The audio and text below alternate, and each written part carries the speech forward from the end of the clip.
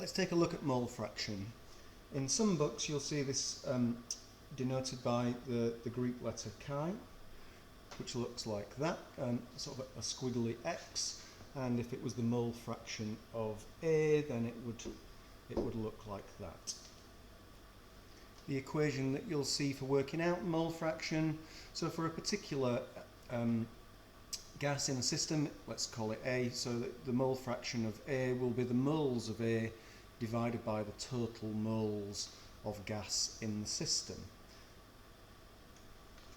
Let's have a look at an example of this. So we can see in the Haber process, so there's the equation that we've recognised for the Haber process, and in the reaction vessel, which strangely looks like a balloon, we've got a varying mixture of nitrogen and hydrogen and ammonia. So all of these three gases will be present in the reaction vessel, and they will each contribute to the pressure.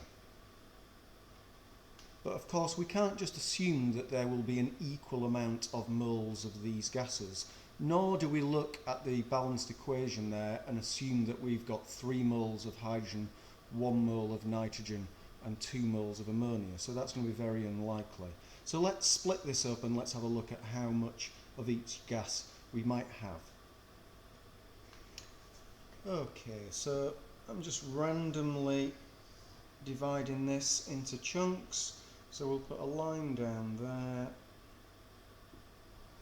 and then a line down there, and let's say that we've got 5 moles of hydrogen, 2 moles of nitrogen, and 3 moles of ammonia, just to keep the numbers easy. So the total moles of gas, pretty straightforward. So we can see 2 and 3 and 5, which hopefully is 10. So we've got 10 moles of gas in the system. And so the mole fraction, let's start with hydrogen. So we have 5 moles of hydrogen. Total number of moles is 10. So fairly evidently there's half of the gas present is hydrogen. For nitrogen it's 2 out of 10, and for the ammonia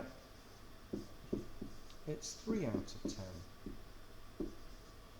Hopefully what we can also see there is that the mole fractions will add up to 1. Let's move on to partial pressure. Students find this a little bit more confusing. So the partial pressure is the pressure that an individual gas will have on the system. How do we work this out, and what's the symbol for it? So the symbol is often pp. You'll see this written differently. Your teachers might just use 1p. Different books will use different symbols, but I'm just going to put pp, and if it was for hydrogen I would show that it was the partial pressure of hydrogen, otherwise it will get very confusing. And this is the mole fraction for hydrogen, which we said in our example was 1/2 times by the total pressure of the system. So since we're going to treat all gases behaving the same, then if half of our gas is hydrogen, it would stand to reason that the hydrogen will contribute half of the pressure in the system. Let's add some numbers to this then. Let's give our system an actual pressure. So we'll say that the pressure in our balloon is 2000 kilopascals. So that is the total pressure, and you may be given this in the question.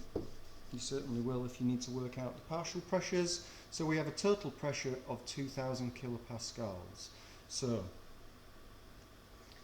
let's work out the partial pressures for our individual gases in this system. Start with hydrogen.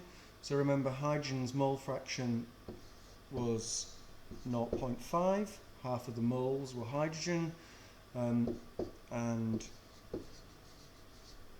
times that by the total pressure, and so the contribution of the hydrogen in this is half, so the hydrogen will contribute 1000 kilopascals. The nitrogen was 20% of the gas, so 0.2 was the mole fraction, times by the total pressure, so the nitrogen is contributing 400 kilopascals, and the ammonia was 30%, so 0.3 was the mole fraction, which will give us 600 kilopascals. Now you may well have noticed, if we add up the three partial pressures, then reassuringly that will come to the total pressure. So the individual partial pressures will always add up to the total pressure.